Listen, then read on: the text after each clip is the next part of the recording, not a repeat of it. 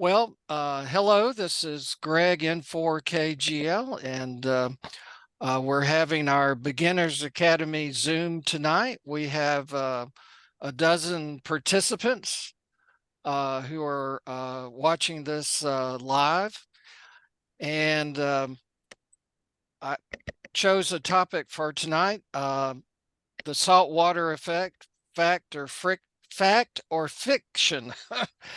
And I think it's appropriate because I'm making plans for the RaDAR rally on November 4th, and I need to pick a venue.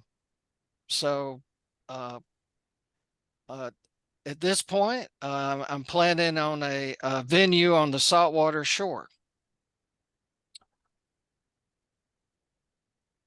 Oops. So we'll proceed, and I won't.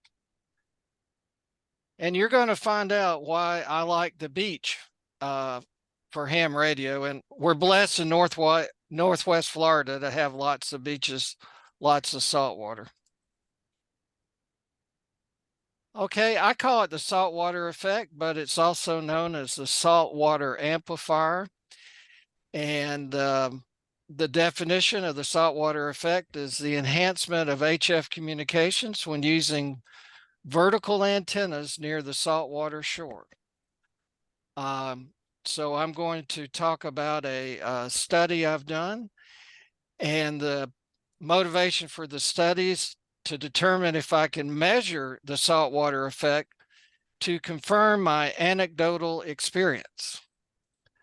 So the goal of this presentation is to present the results of the limited experiments I've done, encourage critique by the citizen scientists in our ranks, and lay a groundwork for continued studies.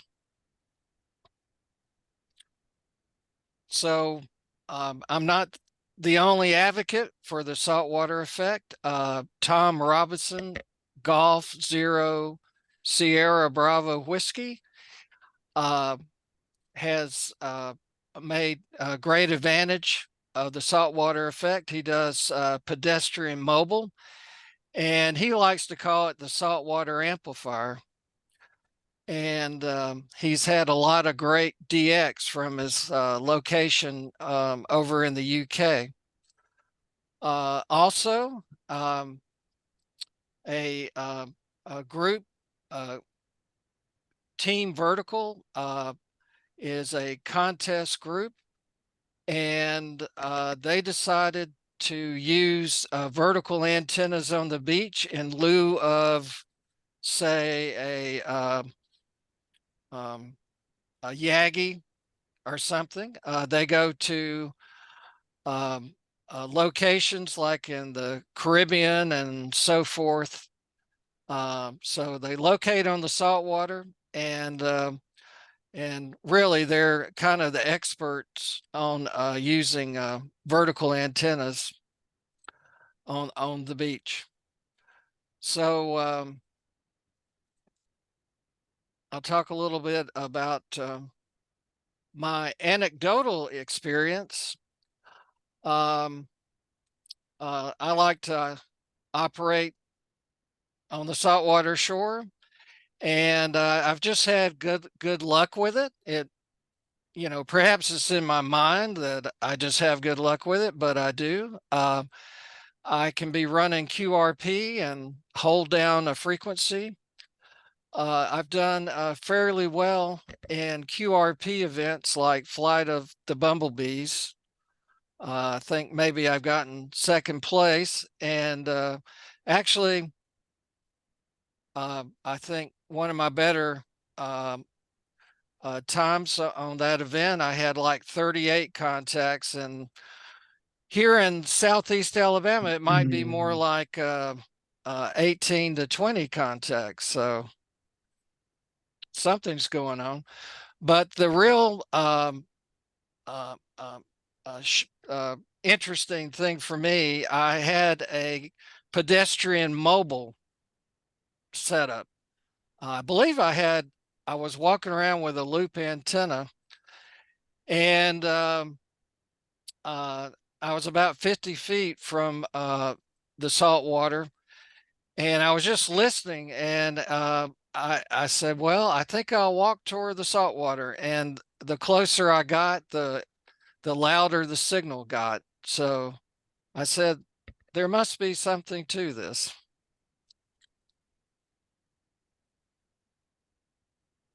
So one of the most popular state parks in Florida is St. Andrews State Park near Panama City, Florida.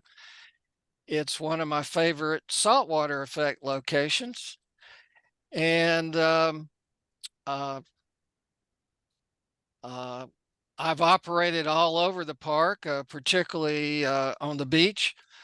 But there's a picnic table um, on the Grand Lagoon, and uh, I really like that spot, and it's right on the salt water. And actually, I have salt water. I'm overlooking salt water in several directions, and to the northeast is pretty much toward Europe, and the northwest is toward Japan, and so forth.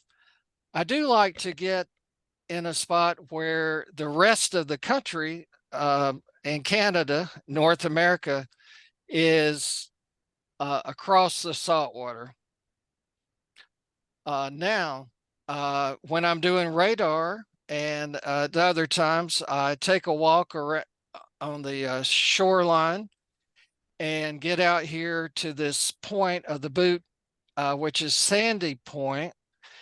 And being out on a point, I really am surrounded by saltwater. So my current radar plan is to operate at the picnic table on Grand Lagoon, walk a kilometer to Sandy Point. I may double back, or I may go further down it's a sandy beach toward the jetties. We'll see, but I'll be walking on the beach, most likely using an Alex loop, magnetic loop. So I ran across this on the internet. It's slide ground effects for vertical antennas, and it's a pattern of vertical, and uh, it's a family of patterns for different ground conditions, uh, poor, moderate, average, uh, good, and salt water. And the salt water is actually has the lowest angle of radiation, and also it's more or less a gain over the other curves. And I'm just noticing that there's essentially about 10 dB, and that might that number might show up later in the talk. But the ground conditions can have a pretty dramatic effect on the performance of the antenna.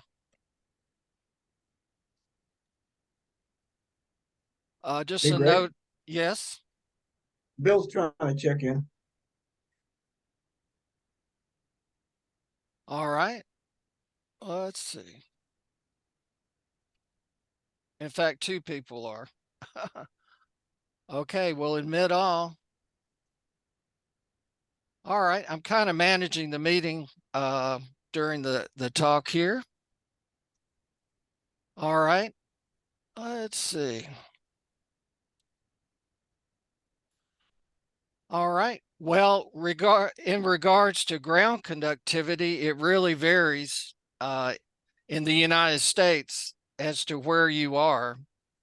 And on this graph, or this map, are different areas with different ground conductivities. And Northwest Florida is a 1. I think it's 1 millimo, but that is the worst. That's as bad as you can get. And it's due to our sandy soil. Can you fill your screen there, Greg? It's kind of small to see. Well, Does that affect your scrolling? Sorry if I give you a bump scare. it really doesn't get any bigger, does it? That made it bigger for us. Yeah. All right. Thanks. Well, I'll talk to that. The best soil conductivity is in other areas, and I think it goes up to 30. Up here, I don't know if that's North Dakota or Nebraska's pretty good. So it varies. That's a Red River Valley. Yep.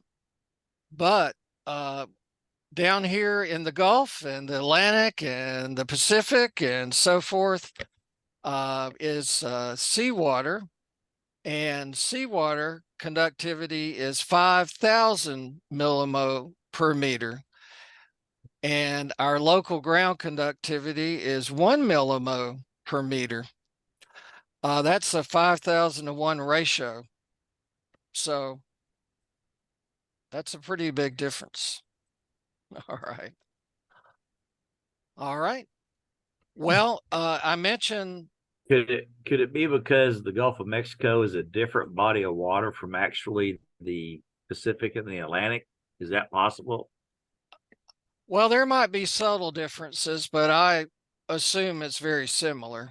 Okay. And I would think that if you're operating on the saltwater shore in California or in Norway or in the UK, that it's going to be similar. I did mention vertical antennas. Now, actually, I guess I should give Tom Schiller, N6BT, credit for. He is a member of Team Vertical, and he discusses the saltwater effect in his book entitled "Array of Light." But he's also a antenna expert that worked for I forget the name now, but a prominent manufacturer of antennas, but he has been making his own. And so I'll show a picture in a moment of his N6BT, his call sign, Bravo 7K vertical. So I purchased that from Tom Schiller. And I later bought a second one to experiment with making a 2-element parasitic array with 2 verticals, which I did do. But it turned out having 2 identical vertical antennas was helpful for the experiment. So here's a picture on the saltwater shore at my favorite spot Also, but I'm of the vertical. And it comes with a tripod, and it has a vertical radiator that's about 18 feet. It has a horizontal element that is not a quarter wave. So actually, Tom calls this off-center vertical dipole, but in that little box has coils, and there's coils and jumpers, and you can adjust. These are telescoping aluminum elements, and they can be adjusted when you change bands and you change jumpers. And so this will work from 40 to 10 meters. But nevertheless, I used it on 20 meters. So there'll be more about that.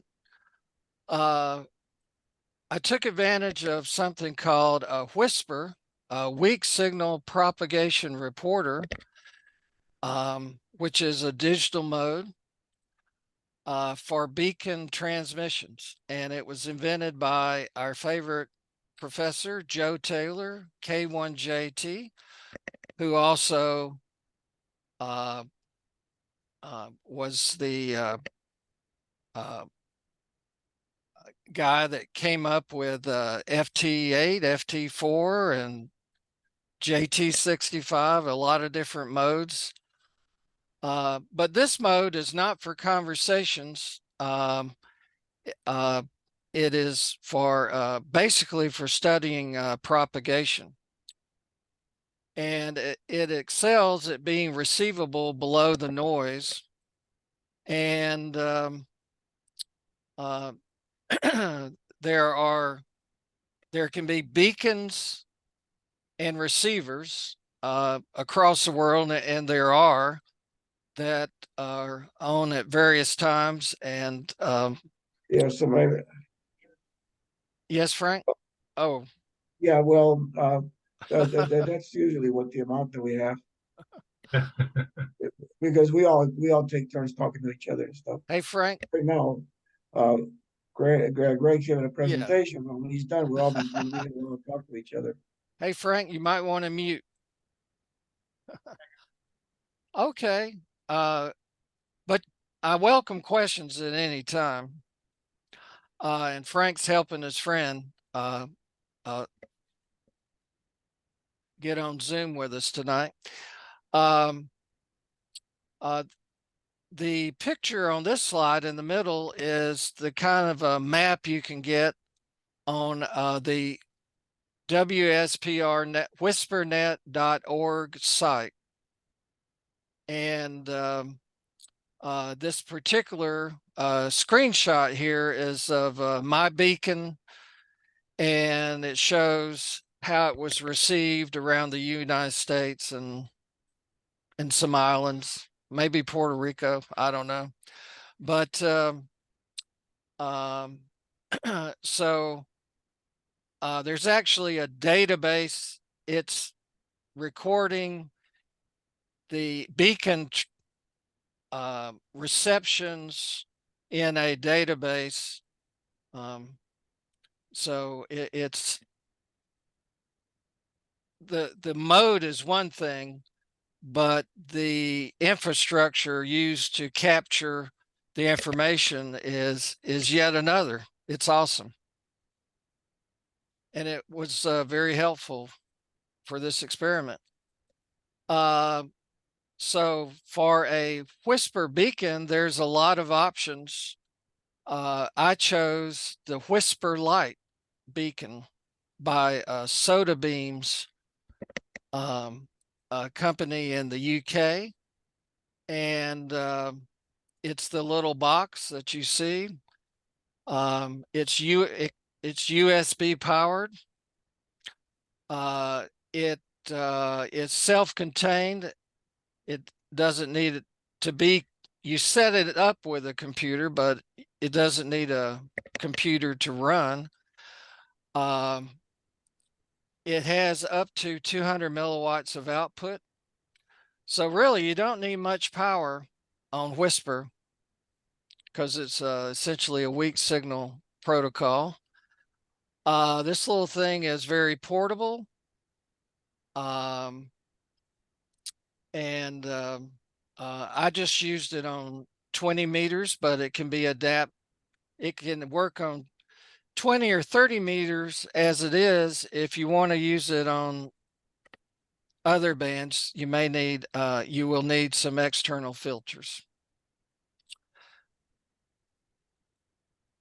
So this is the Whisper Light beacon in the field. I have a little portable USB block there for power, and you see the beacon.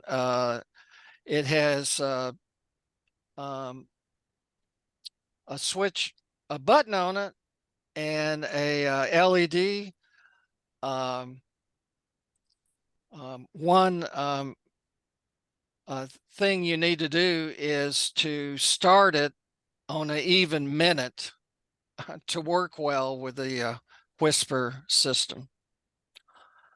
As a bonus, when you buy this unit, you get access to a web app that gives you all kinds of views of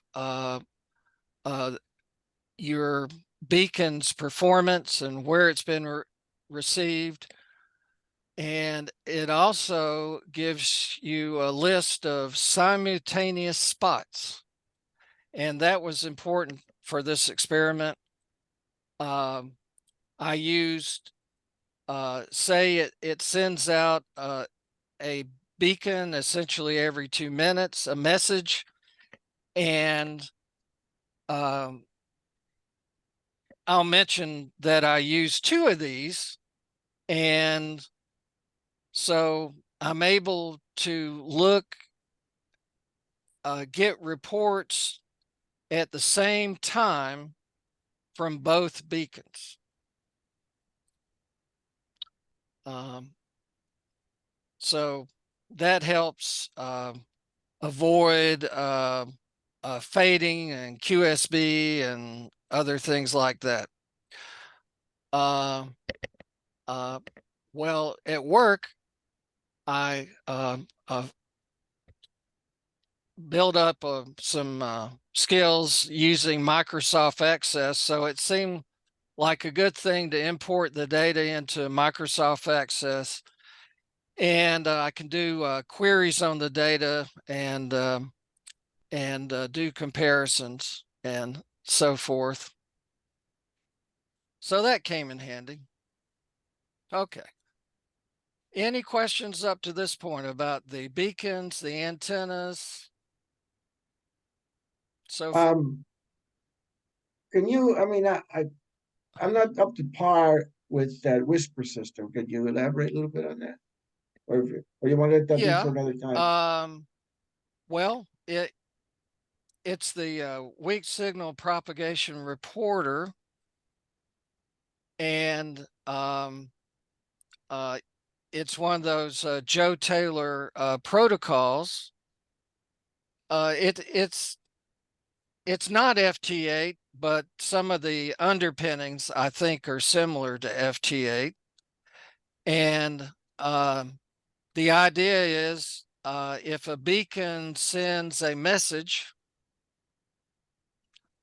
on an automatic, and usually you just set up your beacon and let it run over time, then you can go to the website and see where your beacon was received.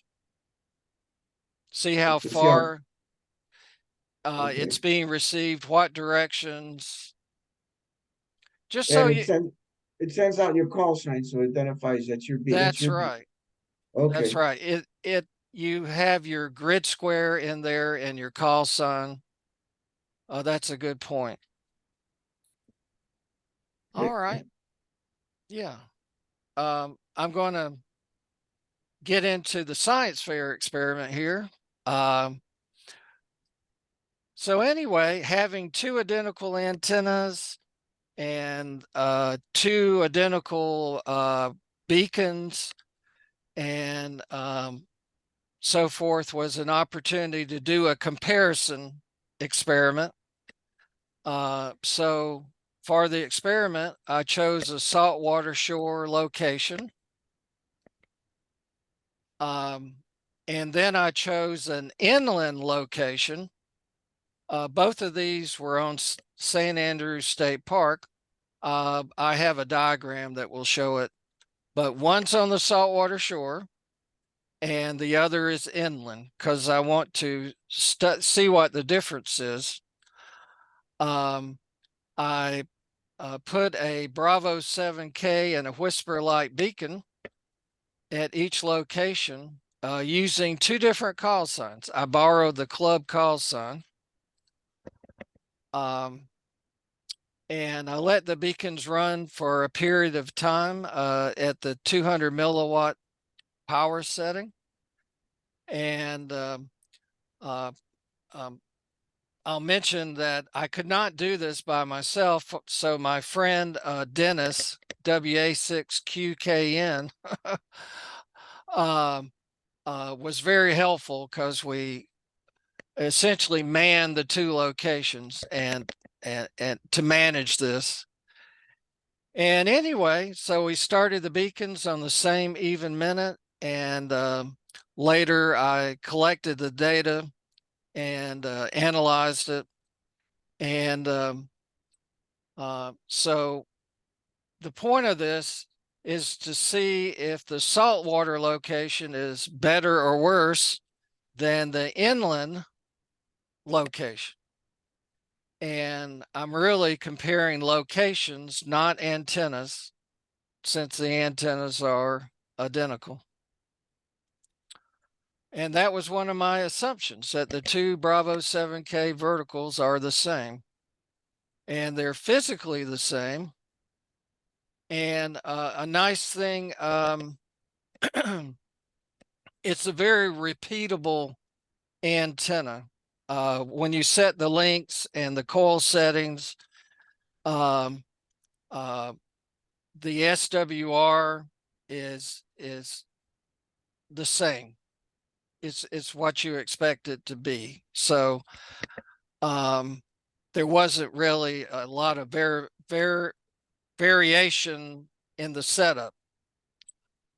And so the two whisper light beacons, I assumed to have the same output, and I confirmed that with Richard of Soda Beams, and he said that whisper lights are very close in performance. And I did a spot check with a low power watt meter, and I couldn't tell any difference between the two. Another assumption is I only use simultaneous spots for the comparison. So if a beacon was heard, if only one beacon was heard, which can happen, I didn't use that information. I just used the information when both beacons were received on the same time slot at a receiving location. A lot of words there. But here's a picture, and that is over here by the water. I've talked about it tonight. There's a little picnic table. There's a little place, there's a boat ramp and a place to park your boat or bring it in. And that was the saltwater location. I've got a little line drawn to the other location, which is, let's see, it's 761 feet inland. So now it took quite a effort to kind of pull this off, but we got it going. And this is my first results here. It turned out we did not have it on very long. So I only got 9 spots. But I kind of did a histogram here, and I calculated the signal to noise ratio delta. You get the signal to noise ratio from Whisper database. But anyway, the histogram shows one spot had a SNR delta of 7. 2 had a delta of 9. I had a few at 10, 11, and 12. I had 2 at 13. So a proper scientific study would want much more data than I got on this, but you can kind of see the trend here, and in no case did the inland antenna do better than the one by the saltwater shore. So if you average this out, I get 10.8 dB with a standard deviation of 2.32, which is, is not going to give me just a very tight number, but you can kind of see the pattern here that it's roughly 10 dB plus or minus a couple. But this was not the only data I collected, but this was the initial. So for me, this somewhat is indicating that the saltwater, the vertical on the saltwater shore was doing better than the one inland, which I kind of expected, but I wanted to actually get numbers to support that. So I did another test at Okaloosa Island, which has a nice saltwater shore. And so we just kind of repeated the experiment. And this is the data from Okaloosa. And we had 40 spots, so it's kind of shaping up.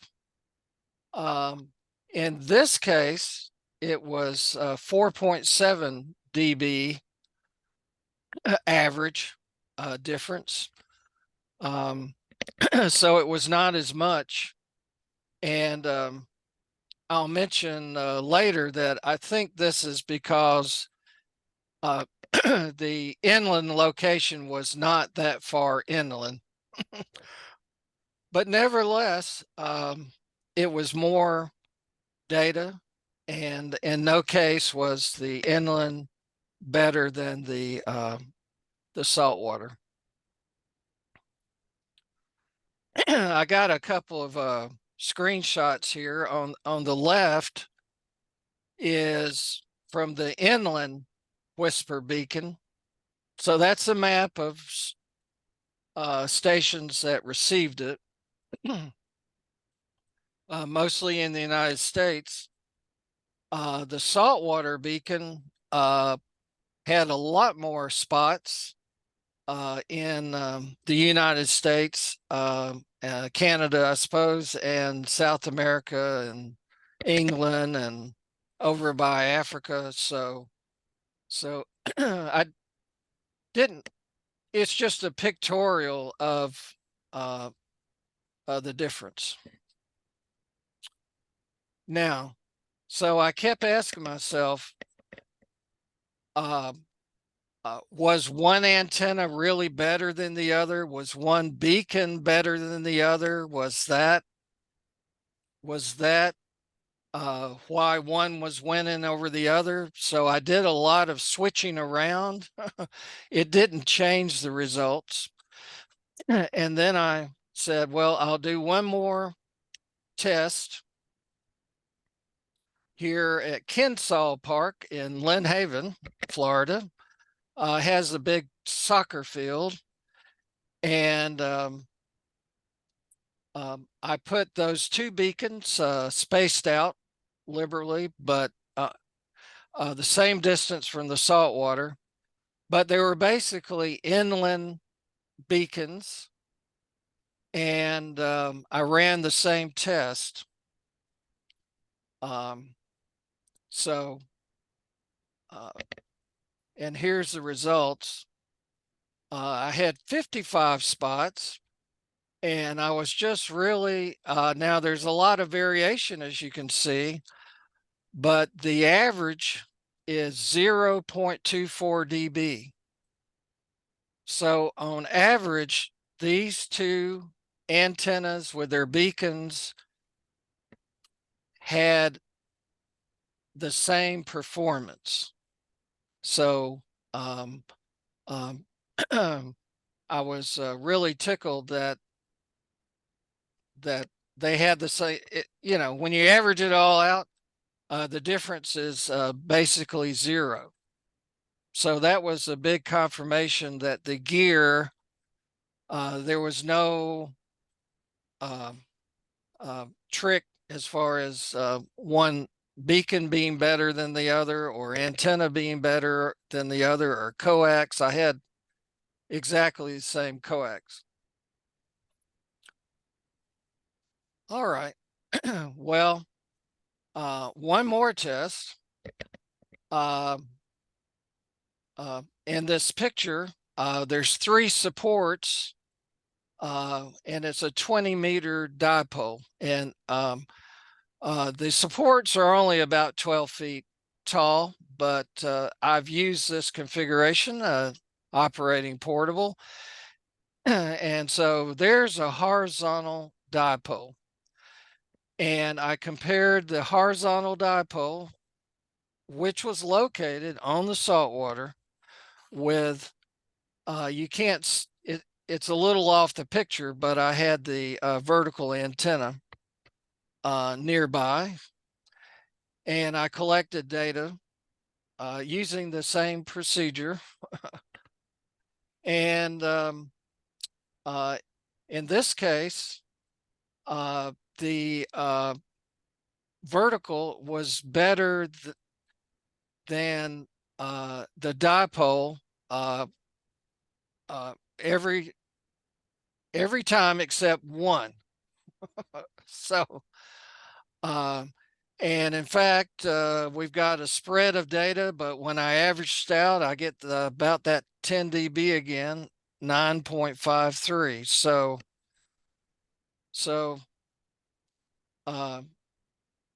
to me, this is indicating that this effect is really applies to the vertical and not really a dipole.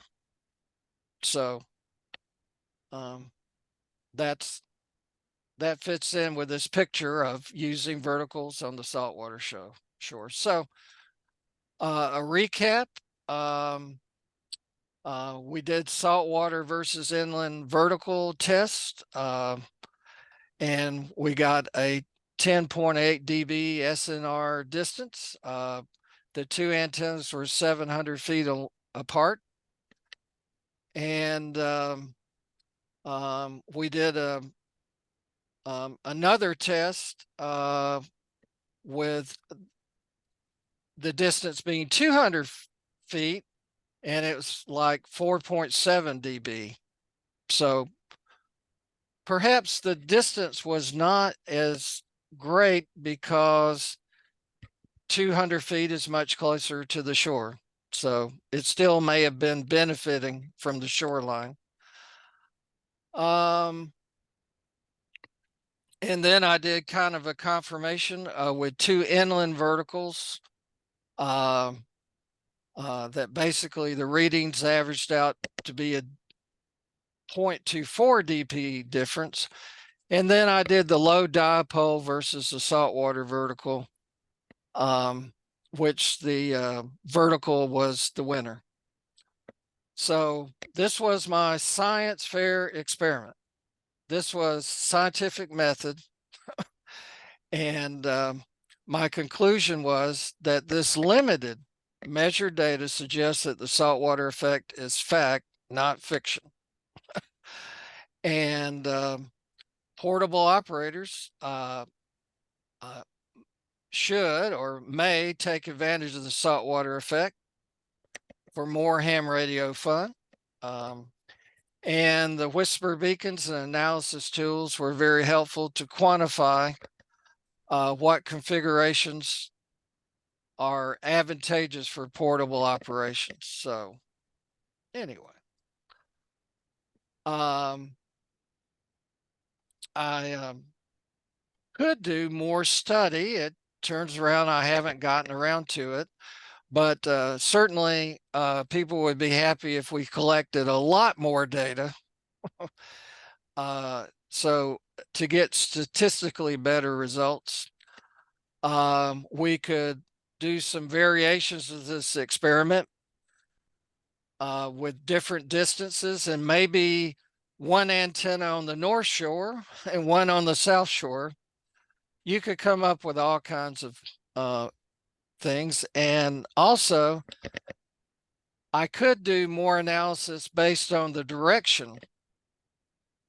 Now, I accepted the spots no matter what the direction was, but if I wanted to bend the data, I could see um, based on direction what, in other words, it could help verify that the effect is largely over the saltwater where the receivers are across the water.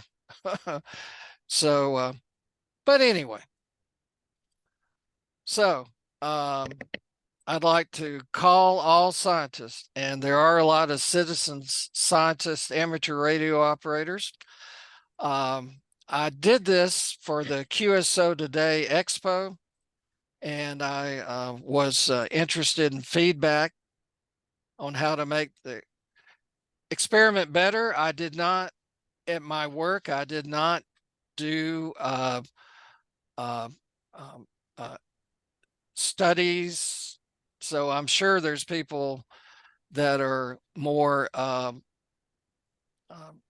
versed at doing statistical studies. I'd love to see others do similar experiments, and Chris has volunteered to do the experiment with freshwater. So, so maybe we're making too much of the saltwater, but Chris has good results on he lives on a lake, and wherever he's on a lake, he also has good results. And frankly, this could be a science fair experiment for a young person or a master's thesis. So the ultimate would be somebody would take this up as some kind of master's thesis or PhD or something like that, and really wring this out. All right. Well, at this point, I'm open to questions and comments, and I want to welcome Bill in for NZZ. Well, he would come in there eating. That makes me hungry. Yeah. Oh, yeah. And I did not catch any fish in this experiment. So, And you No didn't, fish, no fish were harmed? and no you fish didn't were fall. harmed. You didn't fall in the water this time either, right? I did not. I did not. Okay. Well, well, this just was an opportunity. I think most people, well, many people have observed this effect. I just wanted to see if I could back it up with some numbers, and I think I got some numbers.